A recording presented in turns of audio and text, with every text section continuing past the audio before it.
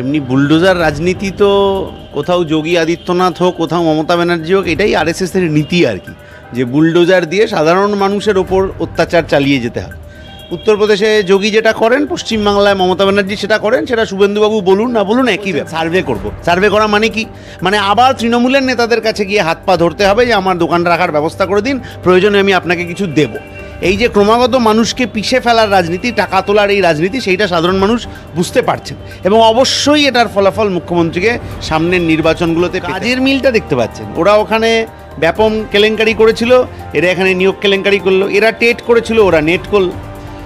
ওখানে হাতরাসে ধর্ষণ হলে যোগী সেটা দেখতে পান না, এখানে সন্দেশখালিতে, কাটোয়ায়, হাঁসখালিতে ধর্ষণ হলে মুখ্যমন্ত্রী দেখতে পান। মাননীয় মুখ্যমন্ত্রী তিনি ঘোষণা করলেন একটা উচ্ছেদ অভিযান, যে ফুটপাতের ধারে যারা বহু বছর ধরে যারা তাদের ব্যবসা করছে তাদেরকে হঠাৎ করে একদিনের সিদ্ধান্তে উঠিয়ে দেওয়া হচ্ছে।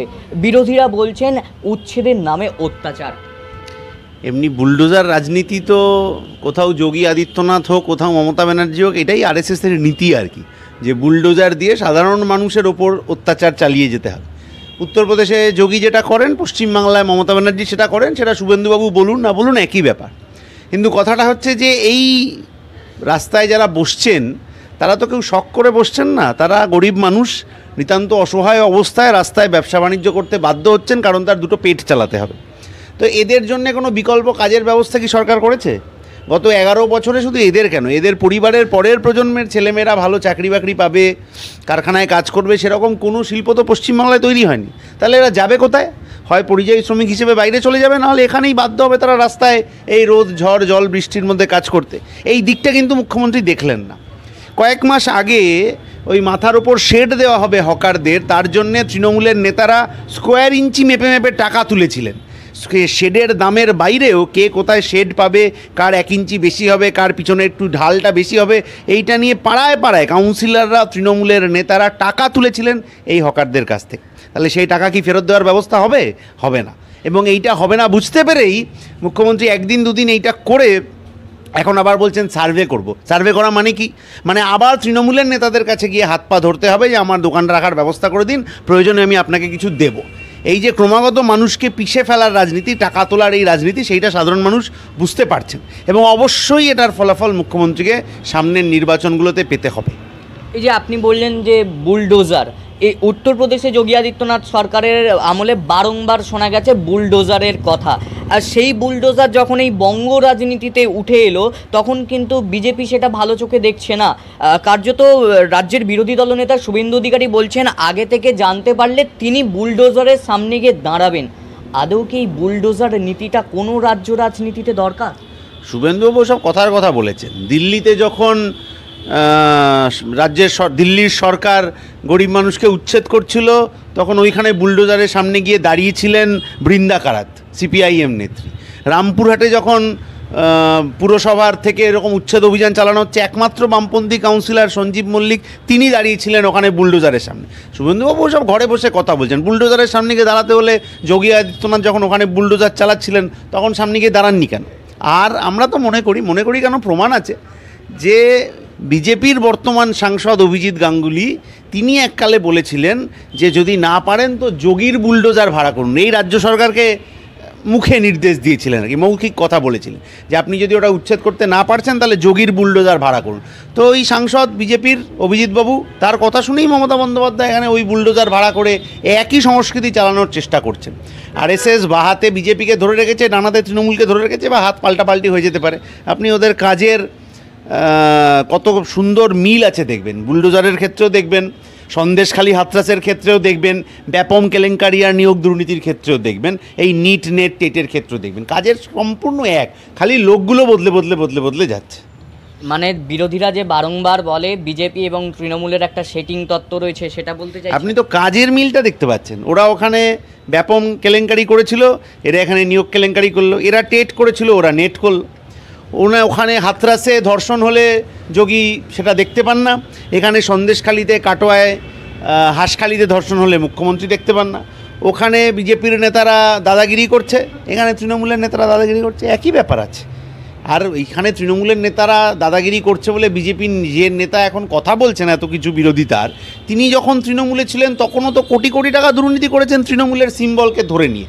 এখন কোথাও বখরার গণ্ডগোল হয়েছে বলে হয়তো বিজেপিতে চলে গেছেন, সেটা তার ব্যক্তিগত ব্যাপার, কিন্তু একই কাজ তো উনিও পশ্চিমবাংলার রাজনীতিতে করেছেন। এখন অতীত ভুলে গিয়ে তুমি মহারাজ সাধু বলে আজ আমি তবে চোর বটে এটা বললে তো হবে না, মানুষ সব দেখছে তো। বিরোধীরা বারংবার তৃণমূলকে চোর বলেছেন বা তৃণমূলের নেতাদেরকে চোর বলেছেন।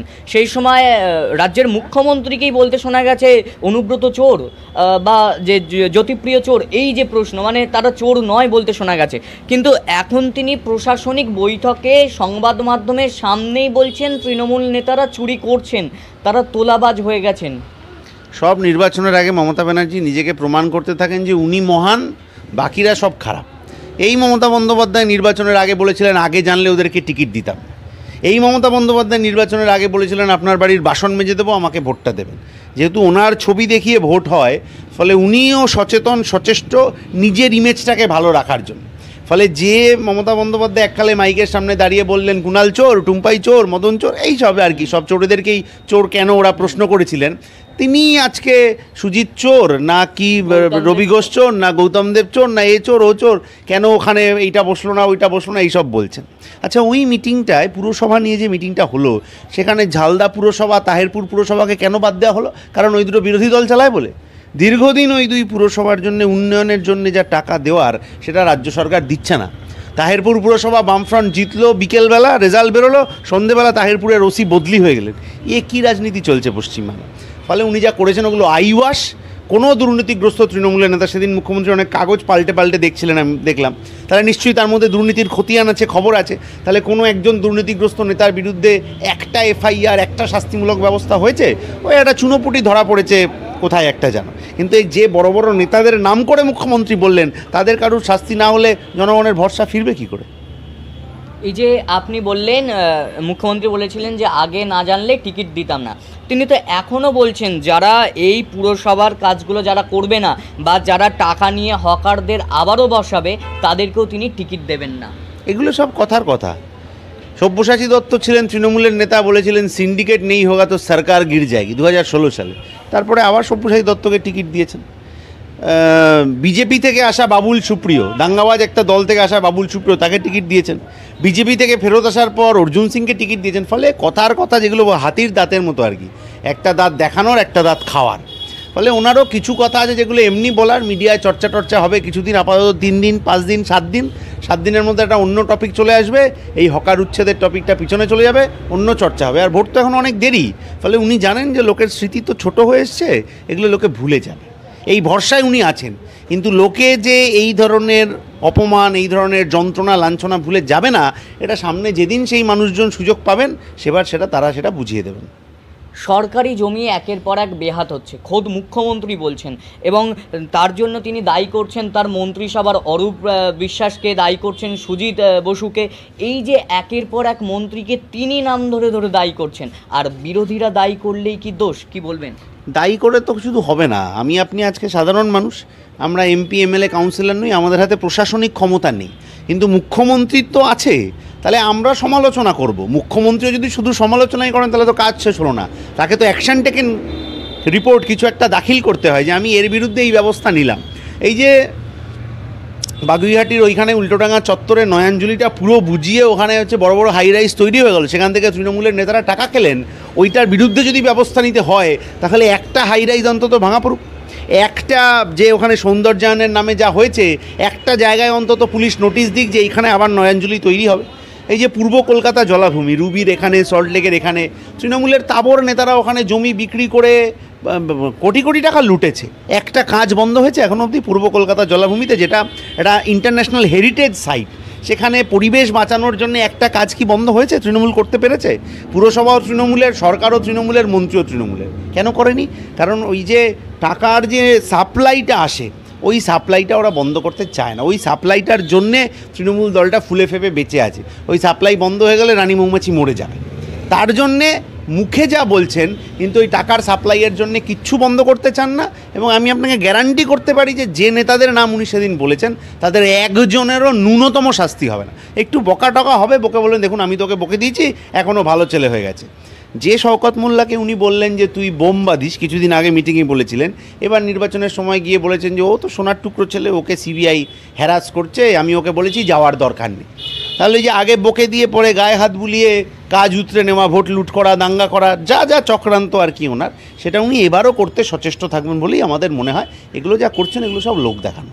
এই যে শওকত মোল্লা বললেন, শওকত মোল্লার সঙ্গে আরাবুল ইসলাম দুজনেই তৃণমূল নেতা, তাদের সঙ্গে এখন বিরোধীরা বলছেন যে টাকার নাকি বোঝাপড়া। হ্যাঁ, এলাকার জমি দখল, ওইখানে ওই মাছের ভেরি কার থাকবে, কোন জমি কার থাকবে, কে পঞ্চায়েতের কোন টাকাটা মারবে, আর কে হচ্ছে কলকাতার কালীঘাটে টাকা পাঠিয়ে তাদের কাছে ভালো সাজবে, এইটার লড়াই, এর বাইরে কিছু না। কোনো নীতি আদর্শের লড়াই না, মানুষের জন্য কাজ করারও লড়াই না। ও কে ওই এলাকার নেতা হবে আর ওইখান থেকে কাটমানিটা তুলে কে কালীঘাটে পাঠাবে, তার লড়াই। ওই দিয়ে সাধারণ মানুষের কিছু যায় আসে না। এই যে জমি যে বেহাত হচ্ছে, সরকারি জমি, সেক্ষেত্রে কিন্তু শিলিগুড়ি থেকে গ্রেপ্তার হয়েছেন তৃণমূল নেতাই। 1 বছর আগের অভিযোগ, মমতা বন্দ্যোপাধ্যায় সেদিন বলার পর কাউকে তো একটা কুমির ছানা হিসেবে দাঁড় করাতে হবে, সেই ছোটোবেলার পড়া গল্পের মতো। ফলে উনি কুমির ছানা হিসেবে হাজির হয়েছেন। আমি মিডিয়া বন্ধুদের কাছে অনুরোধ করছি, আপনারা যদি ওই যিনি গ্রেপ্তার হয়েছেন তার তদন্তটার দিকে একটু ভালো করে খেয়াল রাখেন, দেখবেন উনি 7 দিন পর জামিনে ছাড়া পেয়ে যাবেন, মামলা আর উঠবে না, ডেটের পর ডেট পড়তে থাকবে, কিচ্ছু হবে না। গত 11 বছরে আমরা এরকম চোর চিটিংবাজ অনেক তৃণমূল নেতাদের দেখেছি, যাদের বিরুদ্ধে অনেক ধরনের শাস্তি হওয়ার কথা ছিল, কিচ্ছু হয়নি, তাদের বিরুদ্ধে ন্যূনতম মামলাটুকুও হয়নি। এখন এই ভদ্রলোককে কুমিরছানা হিসেবে দেখাচ্ছে তৃণমূল, কারণ বড় নেতাদের তো ধরা যাবে না, তাদের তো মানে গোটা সিস্টেমটা ভেঙে পড়বে তারা ধরলে আর কি। উনি বলে দেবেন যে আমি তো ওই নেতাকে অত টাকা দিয়েছি, আমি তো কালীঘাটে অত টাকা পাঠিয়েছি। ফলে ওই চুনোপুটিকে গ্রেপ্তার করে কথা হয়ে আছে যে তুই ভাই 2-5 দিন ভেতরে থাকবি, তারপর তোকে বেলে ছাড়িয়ে নেব, তারপর আর মামলার ডেট পড়বে না, এই হবে।